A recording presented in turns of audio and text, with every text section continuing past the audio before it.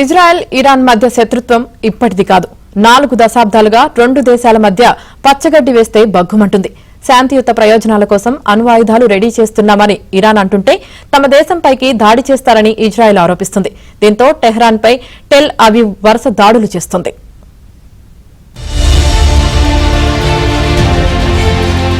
ఇరాన్పై దాడి చేస్తామంటూ గత కొన్నాళ్లుగా చెప్పుకొచ్చిన ఇజ్రాయెల్ అన్నంత పని చేసింది. శుక్రవారం ఇరాన్లోని అనుమానాస్పద అణు కేంద్రాలు, శాస్త్రవేత్తలే లక్ష్యంగా మెరుపు దాడులు చేసింది. ఐఆర్జీసీ అధిపతి major general Hussein Salami, nuclear scientist doctor Fereydoun Abbasi, Shahid Beheshti విశ్వవిద్యాలయంలో nuclear engineering faculty dean doctor Abdul Hamid Minouchehr తదితర ప్రముఖులను మట్టుపెట్టింది. అసలు ఈ 2 దేశాలకు ఎందుకీ శత్రుత్వం? ఎప్పటినుంచి ఇది నడుస్తోందని చర్చ ఇప్పుడు మొదలైంది.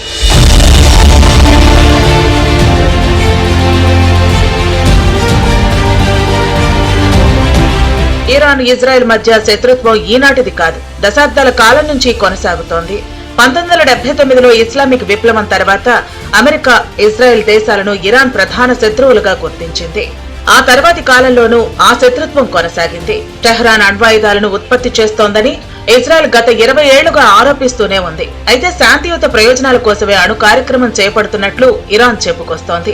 మరోవైపు ఐక్యరాజ్య సమితికి చెందిన ఇంటర్నేషనల్ అటామిక్ ఎనర్జీ ఏజెన్సీ మాత్రం ఇరాన్ దగ్గర అణ్వాయుధాల ఉత్పత్తికి తగినంత యురేనియం నిల్వలు ఉన్నట్లు గతంలోనే హెచ్చరించింది. 2003 వరకు ఆ దేశం వ్యవస్థీకృత అణ్వాయుధ కార్యక్రమాన్ని నిర్వహించినట్లు ఐఏఈఏతో పాటు పలు దేశాలు చెప్పాయి. కానీ ఇరాన్ మాత్రం అలాంటిదేమీ లేదని చెబుతూనే అణ్వాయుధాల తయారీకి అవసరమైన యురేనియం నిల్వలను అభివృద్ధి చేసుకుంటోంది. ఈ నేపథ్యంలోనే ఆ దేశం నుంచి ముప్పు పొంచి ఉందని గ్రహించిన ఇజ్రాయెల్ అణు కేంద్రాలే లక్ష్యంగా దాడులకు దిగింది. గతంలో ఇజ్రాయెల్ పై ఇరాన్ ప్రత్యక్ష దాడులకు దిగినప్పటికీ 40 ఏళ్లుగా ఆ దేశంతో పరోక్షంగా యుద్ధం చేస్తూనే ఉంది.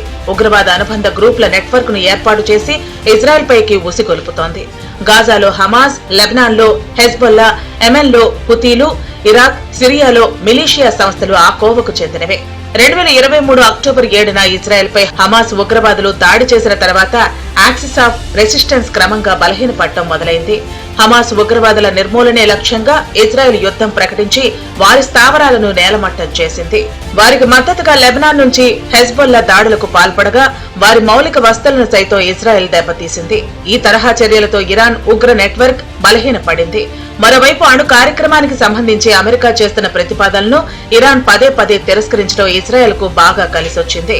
అణ్వాయుధాలు తయారు చేస్తున్న ఇరాన్ తమ దేశంపై ప్రయోగిస్తుందన్న భయంతో ముందుగానే ఆయా కేంద్రాలను నేలమట్టం చేయాలని నిర్ణయించి దాడులకు దిగింది.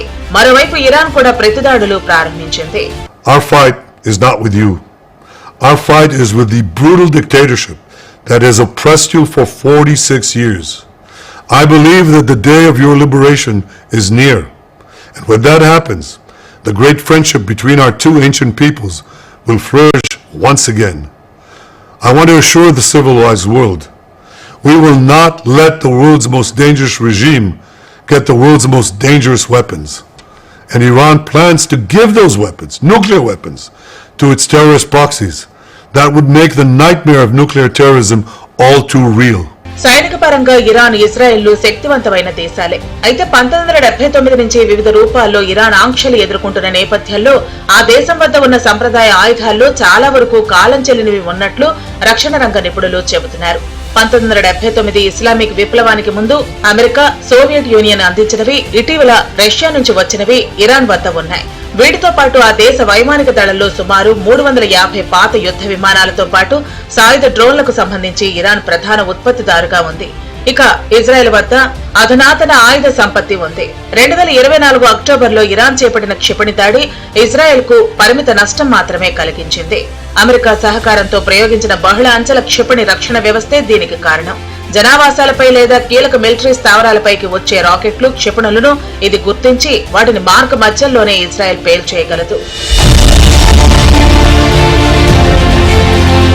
ఇరాన్లో 8.8 కోట్ల జనాభా, 1.6 మిలియన్ చదరపు కిలోమీటర్ల భూభాగంతో పాటు భారీగా సైనిక బలం ఉంది.